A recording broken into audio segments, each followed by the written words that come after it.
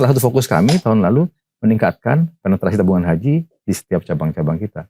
Sehingga average tahun lalu di paruh kedua, pembukaan rekening tabungan haji setiap bulan 150.000 rekening. 150.000 rekening tabungan setiap haji. bulan. Tahun sebelumnya hanya 50.000, kita naik 3 kali lipat. Jadi fokusnya bagaimana kita mengedukasi masyarakat, pentingnya merencanakan naik haji dengan baik, tapi sejak dini. Anak baru lahir juga boleh dibuka tabungan haji kan, boleh. Gitu. Dan kita combine dengan engine kedua, yaitu bullion business. Kita tahu yang namanya biaya haji dari tahun ke tahun punya potensi naik. Tapi kita juga bilang bahwa kita punya produk lain lagi, tabungan emas. Kalau buka tabungan haji, buka juga tabungan emasnya. Jadi nanti kenaikannya ini akan dikejar oleh kenaikan harga emasnya. Ini sebagai lindung nilainya kan. Saat nanti naik haji, tabungan emasnya yang dia cicil pelan-pelan seperti tabungan hajinya, dia akan membantu memperkecil gap pada saat naik haji harus melunasi.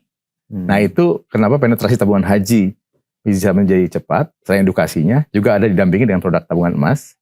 Tabungan emas juga bisa cepat karena use case-nya dengan tabungan haji. Jadi kita combine itu berdua sebagai sebuah cara mengedukasi dan bagi masyarakat, oh ya solusi ya gitu.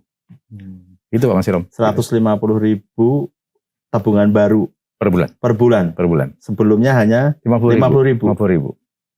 Faktor apa ya Pak yang bisa mendorong kenaikannya 3 kali lipat itu ya? Satu, disiplin di cabang-cabang kita fokus untuk menggarap tabungan haji, bekerja sama, kolaborasi dengan stakeholder yang terkait dengan haji.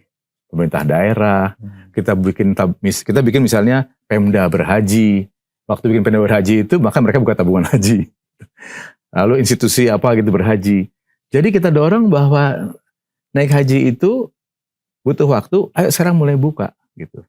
Dan kita juga menawarkan produk mitra guna, cicilan. Jadi kalau ada orang-orang yang punya kemampuan ekonomi cukup, mau naik haji dengan haji khusus, ya dia bisa cicil dengan mitra guna BSI, 7 tahun, 8 tahun dia bisa naik haji. Jadi artinya cabang fokus mencari dana murah dan produk yang spesifik syariah adalah tabungan haji. Maka kita harus dorong itu. Jadi disiplin eksekusi di cabang-cabang, semua bicara yang sama, dan kolaborasi dengan stakeholder setempat. Dengan organisasi kemasyarakatan, keagamaan, dan kami kan juga terus memperkuat hubungan dengan Muhammadiyah, dengan NU, ekosistem pesantren, sekolah, rumah sakit.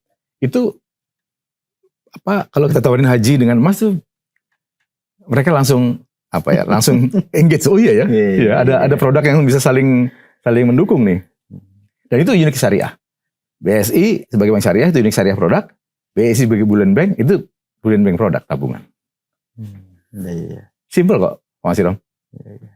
Kita tabungan haji emas. Iya. Match ternyata. Match gitu. Dan masyarakat tuh nggak perlu sophisticated kan. Iya. Yang penting produknya jelas, tabungan haji jelas, emas udah nggak barang baru buat masyarakat. Iya. Dan dia nabung emas.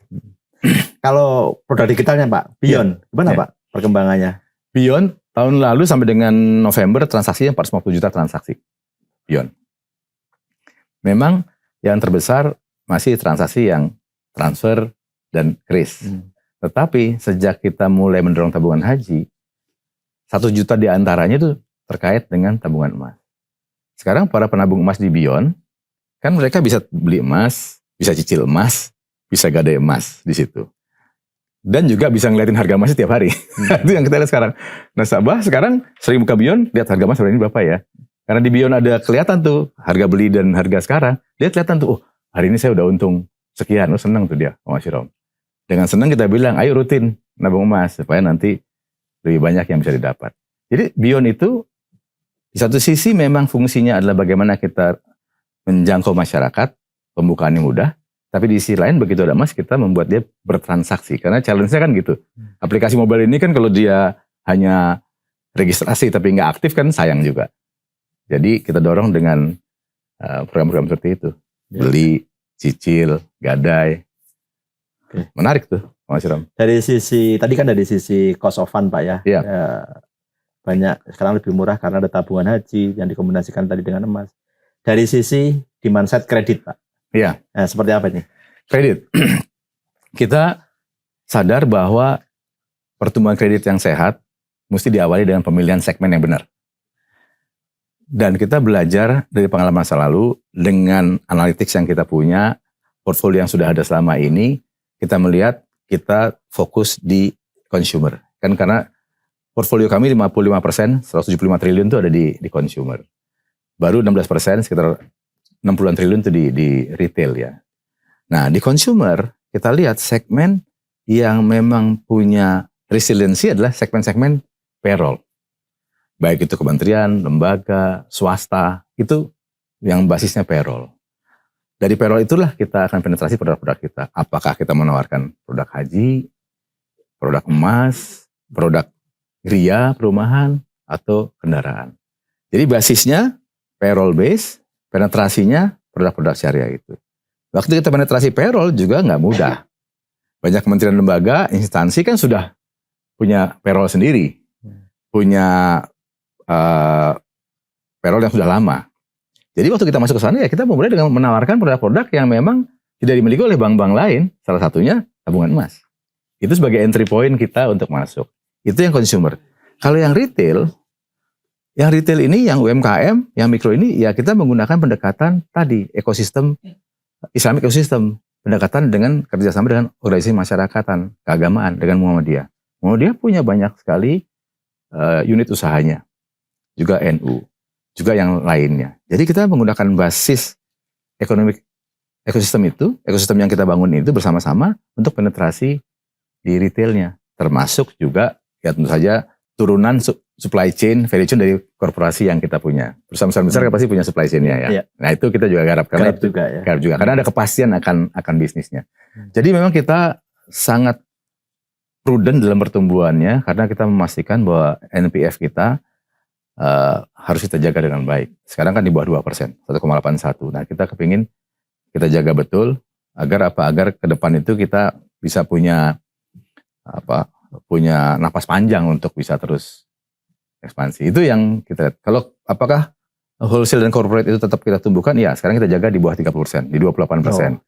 Jadi tadi kan consumer 55, lalu di tengah yang komersial ini 17, yang ini sekitar 28%. Dia tetap kita perlukan karena kita butuh mereka sebagai source of growth untuk penetrasi konsumernya, dari karyawannya, untuk penetrasi middle-nya, dari supply chain-nya. Jadi kita memang kombinasi itu perlu. Tapi kalau ditanya, Pak Mas Irom bilang tanya apa? BSI bank apa? Kita bank consumer dan retail komersial. Itu proposisi kita. Ya. Pak, 1 Februari lalu kan milad kelima ya? Iya, alhamdulillah. Nah, sepanjang 5 tahun ini kalau Bapak lihat seperti apa gitu BSI? Ya, kita melihatnya waktu pertama kali merger, BSI betul-betul fokus membangun fondasinya. Fondasi dari sisi bagaimana membuat culture dari 3 legacy itu bisa menyatu. Kan 3 legacy itu ya, dari BNI Syariah, BSM, Bank Syariah Mandiri, dari BNI Syariah. Ya. Biasanya tantangan merger itu kan culture yang berbeda-beda, menjadi kontraproduktif. Nah itu saya melihat di fase awal BSI sangat baik dalam persiapkan fondasi dari sisi people-nya.